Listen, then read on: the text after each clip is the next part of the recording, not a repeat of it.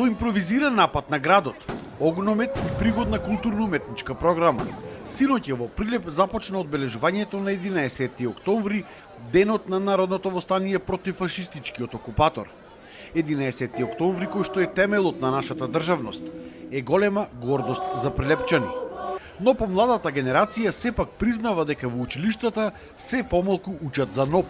Знаат дека денес е празник, но што точно се случило, не знаат сите да одговорат. Прилепчани велат дека народно-ослободителната борба треба повеќе да биде застапена во учебниците, затоа што без таа жртва која што била дадена тогаш од претежно млади луѓе кои што загинале за слободата, денес сигурно не би постоела Македонија. Дали како прилепчанец сте горди на вашето минато и на вашите предци за тоа што го направиле за време на народно-ослободителната борба? Да, горд сум. Бидејќи многу имаме народни херои, си го дадоа живото за оваа слобода, денеска што имаме ние. Ја почитуваме ли доволно оваа слобода денес што ја имаме? Па ја почитуваме, ама не до крај. Јас мислам дека овој ден е најважниот ден за македонската историја. Од овој ден дефинитивно почнува изградбата на македонската држава што ја имаме денес. Биле обиди, допред тоа со останија, со такви работи, меѓутоа 11 октомври почнал и завршил со држава. Мислам генерације како што иде, нема зна што е. Мислам дека на училиште доволно не ги учи. Не е убаво сега генерације унапред што иде да не зна што се празнициве, ко празник ама не зна што е, што значи. Ама тоа е тоа. Вие дали на училиште учивте за народно-ослободителната борба за 11 октомври? Да. Тоа мислам дека ние сме едни од последните генерации што учеа за тоа. Има многу луѓе, баш е убаво што се собира на овај ден, како за овај град, моментално, како млади луѓе, има многу. Баш е добро. Младите генерации го почитуваат ли доволно минатото? Па, претежно вака како што се гледа испрема другариве, да, има, ама не баш многу, ама има. Ја познават ли доволно историјата? Знаат што се случило на денешен ден? Како се одвивале тие борби?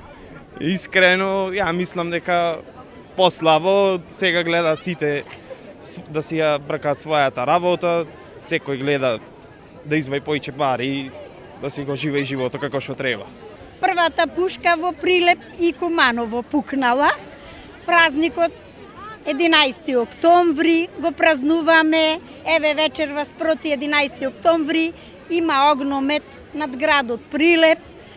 Се случуваат многу убави свечени работи. Го очекуваме најдобриот македонски пејач Владко Лозановски после долго време на концерт во Прилеп и се надеваме дека ќе биде одлична забава. Прилеп годинава освен што одбележува 80 години од победата над фашизмот, тој прославува и 50 години откако го добива орденот Народен херој на 7 мај 1975 година од страна на маршалот Јосип Броз Тито.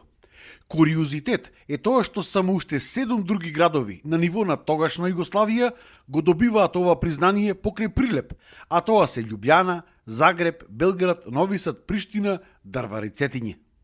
Отприлика Прилеп имал 24.000 жители во тој период, а поред некоја статистика 8.000 имаме учесници во народно-ослободителната борба, или тоа во просек отприлика по секој трет.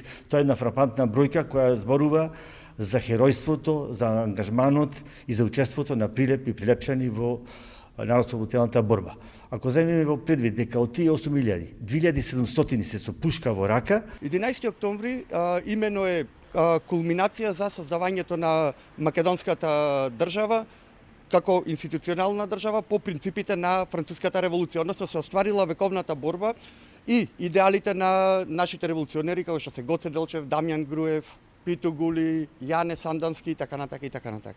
Инаку за денеска е предвидено да има полагање на свежо цвеќе на високи државни делегации на спомениците на Методи Андонов Ченто, Кузман Јосифовски Питу и могилата на непобедените, а ќе се одржи свечена академија по повод 11 октомври.